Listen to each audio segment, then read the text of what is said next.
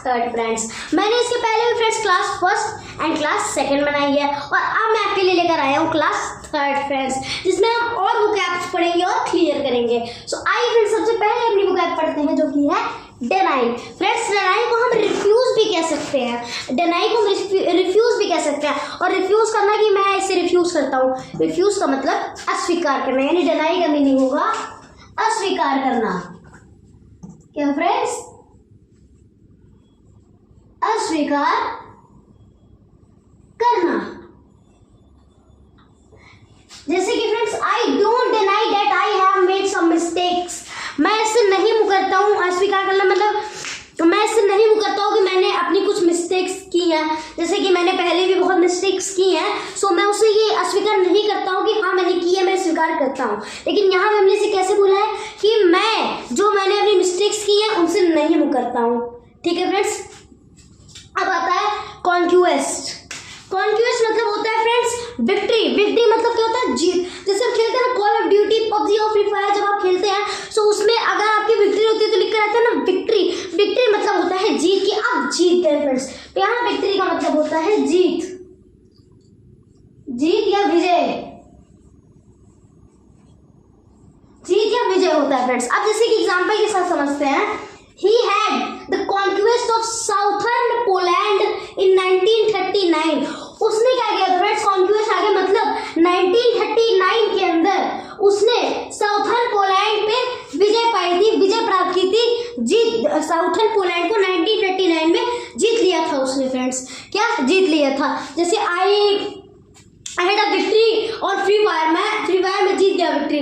मैं नहीं खेलता हूँ, बट अगर आप लोग खेलते होंगे तो उसमें जरूर लिख कर आता होगा विक्ट्री। तो उस विक्ट्री का मतलब होता है कि आपकी टीम जीत चुकी है। अब ये हमारा क्लियर हो गया, हमारा डिनाई एंड हमारा कॉन्क्वेस्ट क्लियर हो गया। अब हम आते हैं फिक्टियस पे। फिक्टियस मतलब होता है इमेजिनरी। अब इमेजिनरी हम इमेजिन करते हैं ना, वो इमेजिनरी मतलब कल्पना करना, काल्पनिक। जैसे काल्पनिक, काल्पनिक। जैसे आते हैं the story of the storm was entirely wrong, यानी जो हमारी वही तो मैं सोचूं फ्रेंड्स यहाँ ऐसा क्यों आ रहा है। तो यहाँ पे हमारा फ्रेंड्स फिक्टियस होगा। क्या? फिक्टियस, फिक्टिटियस। इसको आप जल्दी में फिक्टियस प्रोनाउंशिएट कर रहे होंगे ना, इसमें क्या बोलेंगे? Fictitious, fictitious. और फिक्टिटियस मतलब होता है कल्पना करना, यानी काल्पनिक, इमेजिन करना।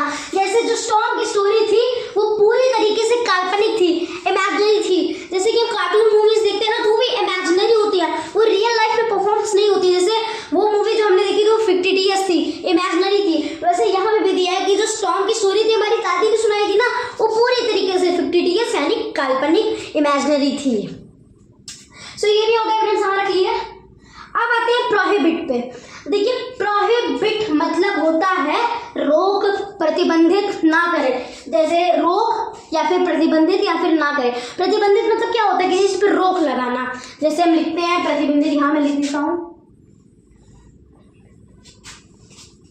प्रतिबंधित, यहाँ मैंने लिख दिया। अब जैसे littering on the road is prohibit, यानी लिटरिंग मैंने आपको बताया था कूड़ा कचरा फैलाना, तो रोड पे कूड़ा कचरा फैलाना बिल्कुल प्रतिबंधित है, मतलब ना करें। रोड पे कूड़ा कचरा फैलाना प्रतिबंधित है, रोक है, ना करें फ्रेंड्स। और है जैसे मैं आपको देना चाहता हूँ कि मैंने अपनी कुछ वीडियोस में ऐसे लिटरिंग वर्ड्स का यूज़ किया है, उसमें मैंने आपको बताया है कि हमें सही में जो हम लिटरिंग करते हैं रोड्स पे, जो हम कूड़ा कचरा फैलाते हैं वो नहीं करना चाहिए, जिसकी वजह से पॉल्यूशन फैलता है और कुछ सालों बाद हमारी धरती भी इसी पॉल्यूशन की वजह से एंड हो सकती है। सो प्लीज़ कोऑपरेट करिए। अगर हर एक नागरिक ठान ले कि उसे लिटरिंग नहीं करनी है, कूड़ा कचरा नहीं फैलाना है, तो ये पॉल्यूशन कम हो सकता है फ्रेंड्स।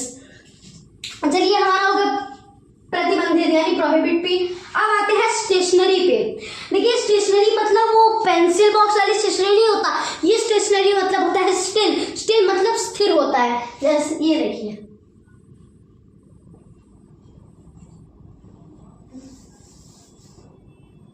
इस स्टेशनरी का मतलब होता है स्थिर, कहीं भी स्थिर। जैसे आप चलते नहीं है, जैसे ये जो हमारी अर्थ है ना, ये स्टेशनरी, ये स्टेशनरी नहीं है, ये घूमती है और अर्थ घूमती है तो स्टिल नहीं है। जैसे मेरा ये मार्कर है, स्टेशनरी है। अब देखिए एक स्टेशनरी होती है ना, यहाँ पे क्या डिफरेंस होता है उस वाली स्टेशनरी का, कि वो स्टेशनरी मतलब जो हम खरीदते हैं पेंसिल बॉक्स और इरेजर पेन्स मार्कर्स ये होता है, ये स्टेशनरी होती है स्टिल। उसमें क्या लगता है हमारा स्टेशनरी में ई लग जाता है, यहाँ पे ए की जगह ई लग जाता है और इस वाली स्टेशनरी में ए लग जाता है। स्टेशनरी मतलब स्टिल। जैसे हम कहते हैं ना अचल संपत्ति, जैसे वो एकदम रुकी है, हम उसको खर्च नहीं कर रहे, यूज नहीं कर रहे हैं, तो स्टिल है उतने समय के लिए।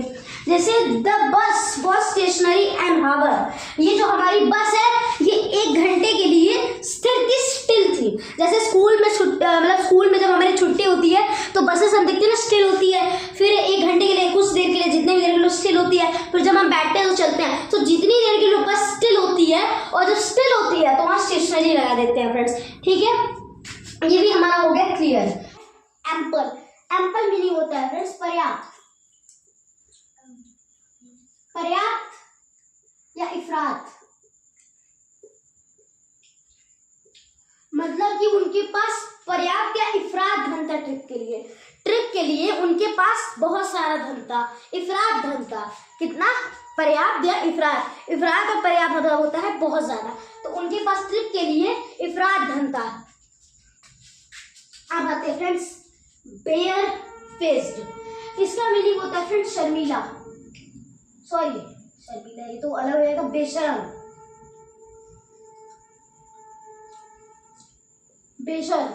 इसका मीनिंग होता है फ्रेंड्स बेशर्म। क्या होता है? बेशर्म। जैसे यू आर बेयर फेस्ड, तुम नंगे हो। ये मेरा कहना नहीं है, ये छोटे बच्चों के ऊपर जब हम कमेंट करते हैं ना, हम कहते हैं शेम नंगे हो, और आइए इसको इंग्लिश में कहें shame you are bare faced. बच्चा तो सोचता रह जाएगा लेकिन समझ नहीं पाएगा कि भाई सामने वाला बोल के क्या गया है। सो ये हमारा वर्ड हो गया यू आर बेयर फेस्ड, यहाँ बेशर्म। अब भाई अगर आप ही मानिए, अगर आप नंगे हैं तो बेशर्म भी होंगे ना। अगर आप बेशर्म, आपको शर्म नहीं है, देखिए बेशर्म मतलब होता है बिना शर्म का। तो अगर आप नंगे हैं तो उसका मतलब आप बेशर्म है, तो वही यहाँ कहने का मतलब है कि तुम नंगे हो या तुम बेशर्म हो। ठीक है फ्रेंड्स। कैलॉस, इसका मतलब होता है जालिम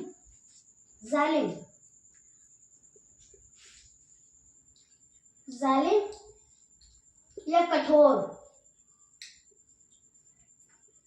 या फिर निर्दयी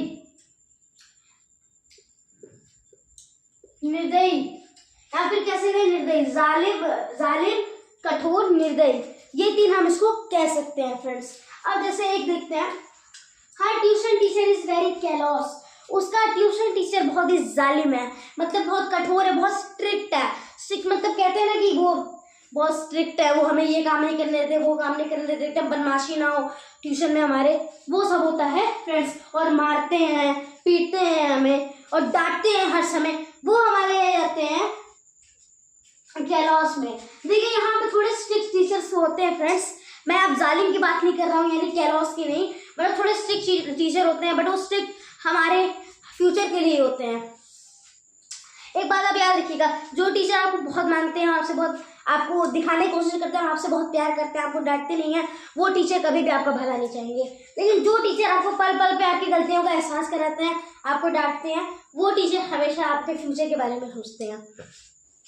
तो यहाँ हमारा होगा कैलॉस का मीनिंग जालिम, कठोर, निर्दयी, कि हमारे ट्यूशन टीचर बहुत ही जालिम है, कठोर है, निर्दयी है। एरोगेंट, देखिए यहाँ पे जो हम एक वर्ड सुने होंगे आपने हमेशा, प्राइड मीन्स होता है घमंड। हमें कहते हैं ना, हमें बहुत घमंड है कि हम यहाँ के महाराजा हैं। कुछ घमंडी राजा नहीं होते, अब यहाँ हमने घमंडी राजा के क्यों नाम लिया?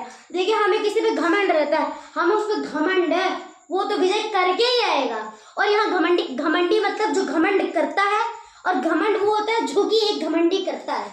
जैसे एरोगेंट का हो जाएगा, प्राइड का हमारा याद रखिएगा हमेशा, प्राइड का हमारा घमंड होगा, लेकिन एरोगेंट का हमारा हमेशा घमंडी होगा, हमारा हमेशा घमंडी होगा। अब यहाँ पे ना फ्रेंड्स कुछ लोग फंस जाते हैं प्राउड एंड प्राइड के बीच। तो मैं आपको बता देना चाहता हूँ फ्रेंड्स कि प्राउड हमारा घमंड के यूज होता है। एंड प्राउड हमारा गर्व के लिए। घमंड बुरी बात होती है, लेकिन गर्व, हमें तुम पे गर्व है कि तुम ये काम कर सकते हो। घमंड, हमें तुम पे घमंड है कि तुम ये काम कर सकते हो, तो घमंड एक अच्छी चीज नहीं है, वो गलत काम है। गर्व, यही दोनों के बीच डिफरेंस होता है कि इसका मीनिंग होता है घमंड, इसका मीनिंग होता है गर्व। हेड स्ट्रॉन्ग, भाई मेरा तो हेड बहुत स्ट्रॉन्ग है, मतलब हेड स्ट्रॉन्ग मतलब दिमाग बहुत स्ट्रॉन्ग है, और दिमाग बहुत स्ट्रॉन्ग है तो मतलब मैं बहुत जिद्दी हूँ। इसका मीनिंग हो जाएगा फ्रेंड्स जिद्दी। जिद्दी हो जाएगा, हठी हो जाएगा, हठी हो जाएगा कि भाई जैसे हर small brother is very head strong, उसका छोटा भाई बहुत जिद्दी है तो मेरा छोटा भाई भी बहुत जिद्दी। सही बता रहा हूँ, मेरा छोटा भाई भी बहुत जिद्दी है और मेरे दोस्त का छोटा भाई भी बहुत जिद्दी है। तो यहाँ पे क्या हुआ भाई, हेड स्ट्रॉन्ग सिर में दर्द कर देते, हेड में इतना स्ट्रॉन्ग बन के हमारे सिर में दर्द कर देते जिद कर करके, और जो जिद कर करके हमारे हेड में स्ट्रॉन्ग है चक्कर दिला देता है, वही तो जिद्दी होता है कि नहीं पापा आज हमें मेला देखने जाना है, आज हम जा करेंगे। और जब तक जाते नहीं तब तक वो जिद करते ही रहते हैं फ्रेंड्स। सो यही हमने कुछ वोकैबुलरीज पढ़ी फ्रेंड्स। अपने नेक्स्ट वीडियो में मैं आपको और वोकैबुलरीज लेकर आऊंगा और आपको उसके बारे में स्टडी करवाऊंगा। और वीडियो अच्छी लगी तो लाइक कर दीजिए, हमारे चैनल लिटिल गुरु को सब्सक्राइब कर दीजिए, और साथ ही इसे शेयर करिए, और कमेंट में मैंने स्टडी करवाते समय कहाँ मिस्टेक किया उसे भी जरूर बताइएगा फ्रेंड्स। मैं साथ ही मिलता हूँ अपने नेक्स्ट वीडियो में, तब तक के लिए बाय बाय।